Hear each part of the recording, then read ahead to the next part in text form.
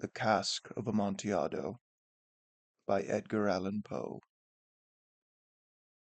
The 1,000 injuries of Fortunato I had bore as best I could, but when he ventured upon insult, I vowed revenge.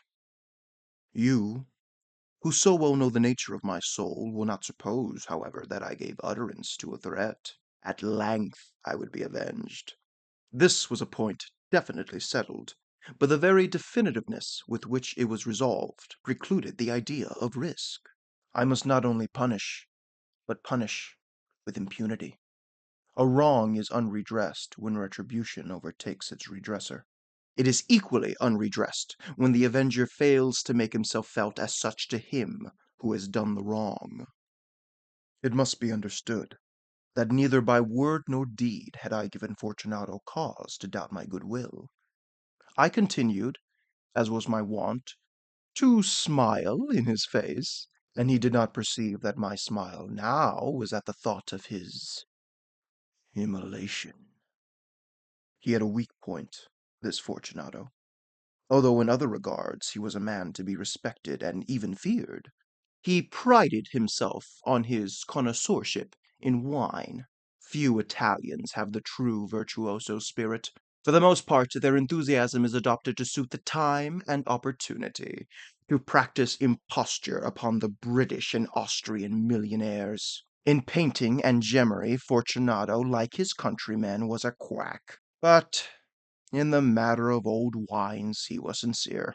In this respect I did not differ from him materially.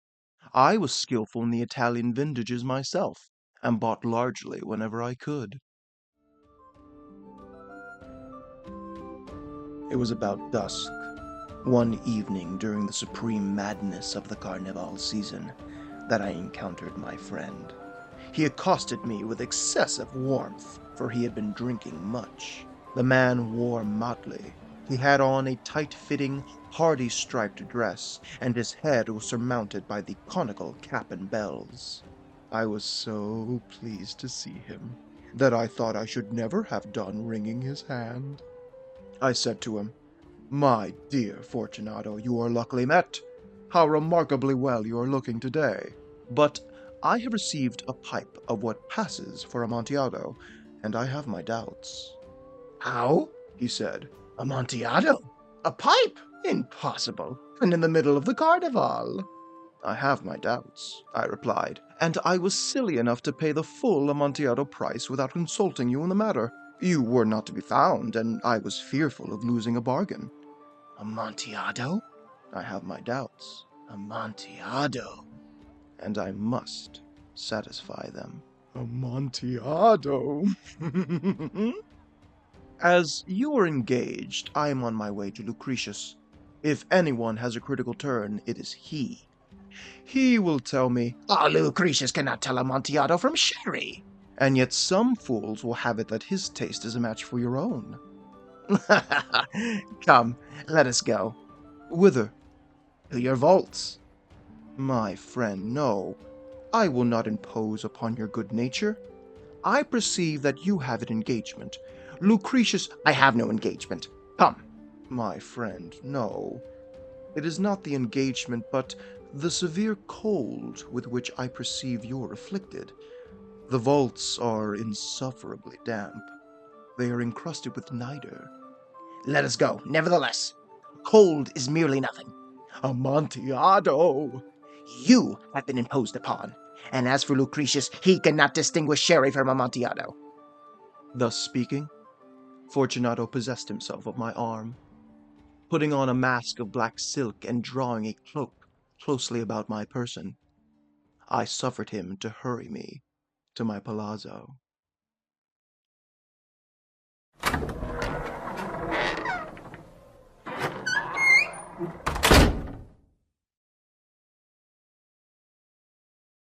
There were no attendants at home.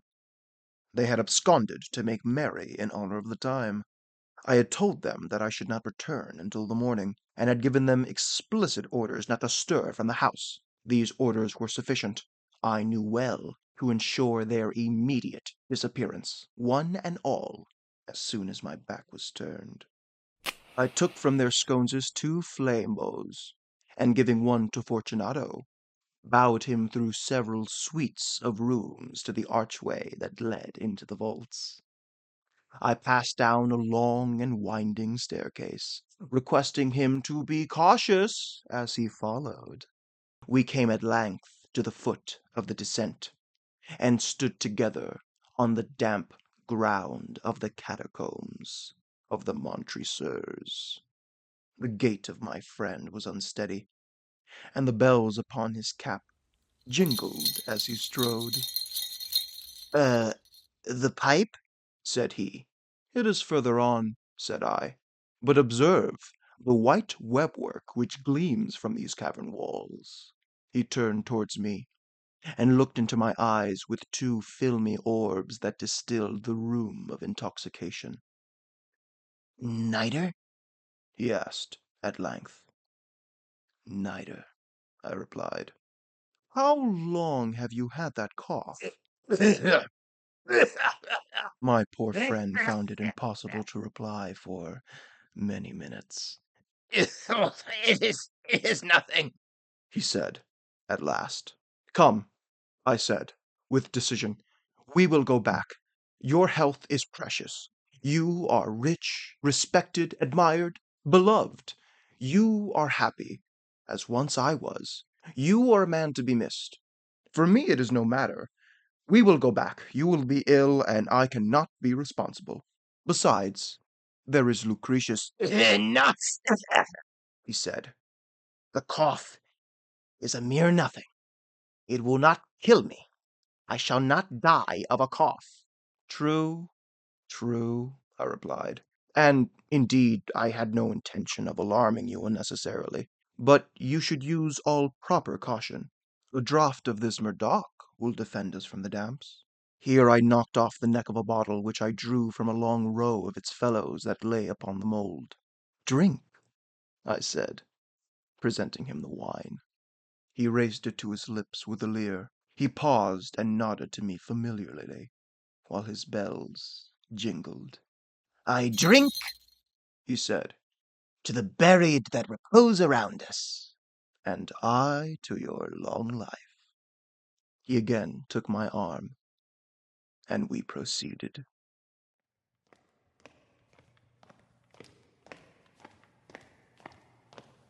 These vaults, he said, are, extensive. The Montresors, I replied, were a great and numerous family. I forget your arms. A huge human foot door in a field azura. The foot crushes a serpent rampant, whose fangs are embedded in the heel. And the motto? No one insults me with impunity, Oh, good, good. he said. The wine sparkled in his eyes, and the bells jingled. My own fancy grew warm with the Murdoch. We had passed through walls of piled bones, with casks and barrels intermingling, into the innermost recesses of the catacombs. I paused again, and this time I made bold to seize Fortunato by an arm above the elbow. The niter, I said. See, it increases. It hangs like moss upon the vaults. We are below the river's bed. The drops of moisture trickle amongst the bones. Come, we will go back ere it is too late. Your cough, It is nothing. he said. Let us go on. But first, another draught of the Murdoch? I broke, and reached him a flask of the grave. He emptied it in a breath. His eyes flashed with a fierce light. He laughed, and threw the bottle upwards with a gesticulation I did not understand. I looked at him in surprise. He repeated the movement. A grotesque one, You do not comprehend. he said. Not I replied. Oh, well, then you are not of the Brotherhood. How? You are not of the Masons. Yes, yes, I said. Yes, yes. You! Impossible! A Mason! A mason? I replied. "A sign?" He said. It is this, I answered, producing a trowel from beneath the folds of my cloak. "You jest," He exclaimed, recoiling a few paces. "But let us proceed to the Amontillado." Be it so, I said, replacing the tool beneath the cloak, and again offering him my arm. He leaned upon it heavily. We continued our route in search of the Amontillado. We passed through a range of low arches, descended, passed on, and descending again, arrived at a deep crypt, in which the foulness of the air caused our flame bows rather to glow than to flame. At the most remote end of the crypt there appeared another less spacious. Its walls had been lined with human remains, piled to the vault overhead, in the fashion of the great catacombs of Paris. 3 sides of this interior crypt were still ornamented in this manner. From the fourth, the bones had been thrown down, and lay promiscuously upon the earth, forming at one point a mount of some size. Within the wall thus exposed by the displacing of the bones, we perceived a still interior recess, in depth about 4 feet, in width 3, in height 6 or 7. It seemed to have been constructed for no especial use within itself, but formed merely the interval between 2 of the colossal supports of the roof of the catacombs, and was backed by one of their circumnavigating walls of solid granite. It was in vain that Fortunato, uplifting his dull torch, endeavored to pry into the depths of the recess. Its termination the feeble light did not enable us to see. "Proceed," I said. "Herein is the Amontillado. As for Lucretius—" "He is an ignoramus," interrupted my friend, as he stepped unsteadily forward, while I followed immediately at his heels. In an instant he had reached the extremity of the niche, and finding his progress arrested by the rock, stood stupidly bewildered. A moment more, and I feted him to the granite. In its surface were 2 iron staples, distant from each other about 2 feet horizontally. From one of these depended a short chain, from the other a padlock. Throwing the links about his waist, it was but the work of a few seconds to secure it. He was too much astounded to resist. Withdrawing the key, I stepped back from the recess. "Pass your hand," I said, "over the wall. You cannot help feeling the niter. Indeed, it is very damp. Once more, let me implore you to return." "No? Then I must positively leave you. But I must first render you all the little attentions in my power." "The Amontillado?" ejaculated my friend, not yet recovered from his astonishment. "True," I replied, "the Amontillado." As I said these words, I busied myself among the pile of bones of which I had before spoken. Throwing them aside, I soon uncovered a quantity of building stone and mortar. With these materials, and with the aid of my trowel, I began vigorously to wall up the entrance of the niche. I had scarcely laid the first tier of my masonry when I discovered that the intoxication of Fortunato had in great measure worn off. The earliest indication I had of this was a low, moaning cry from the depths of the recess. It was not the cry of a drunken man. There was then a long and obstinate silence. I lay the second tier, and the third, and the fourth. And then I heard the furious vibrations of the chain. The noise lasted for several minutes, during which, that I might hearken to it with more satisfaction, I ceased my labors and sat down amongst the bones. When at last the clanging subsided, I resumed the trowel, and finished without interruption the fifth and sixth and seventh tier. The wall was now nearly upon a level with my breast. I again paused, and holding the flame bow over the mason work, threw a few feeble rays upon the figure within. A succession of loud and shrill screams bursting suddenly from the throat of the chain formed seemed to thrust me violently back. For a brief moment I hesitated. I trembled. Unshielding my rapier, I began to grope with it about the recess. But the thought of an instant reassured me. I placed my hand upon the solid fabric of the catacombs, and felt satisfied. I reapproached the wall. I replied to the yells of him who clamored. I re-echoed. I aided. I surpassed them in volume and in strength. I did this, and the clamorer grew still. It was now midnight, and my task was drawing to a close. I had completed the 8th and 9th and 10th tier. I had finished a portion of the last and the 11th. There remained but a single stone to be placed and plastered in. I struggled with its weight. I placed it partially in its destined position. But now there came from out the niche a low laugh that erected the hairs upon my head.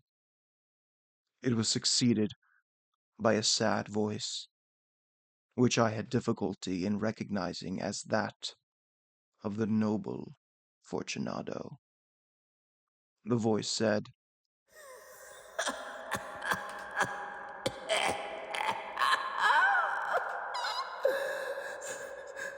A very good joke indeed. An excellent jest. We will have many a rich laugh about it at the palazzo. Over our wine. "The Amontillado," I said. Yes, the Amontillado. But is it not getting late? Will not they be awaiting us at the palazzo? The Lady Fortunato and the rest? Let us be gone. "Yes," I said. "Let us be gone." For the love of God, Monty, sir. "Yes," I said. "For the love of God." But to these words I hearkened in vain for a reply. I grew impatient. I called aloud, "Fortunato!" No answer. I called again, "Fortunato!" No answer still. I thrust a torch through the remaining aperture and let it fall within. There came forth in return only a jingling of the bells. My heart grew sick on account of the dampness of the catacombs. I hastened to make an end of my labor. I forced the last stone onto its position. I plastered it up. Against the new masonry I re-erected the old rampart of bones. For the half of a century, no mortal has disturbed them. Rest in peace,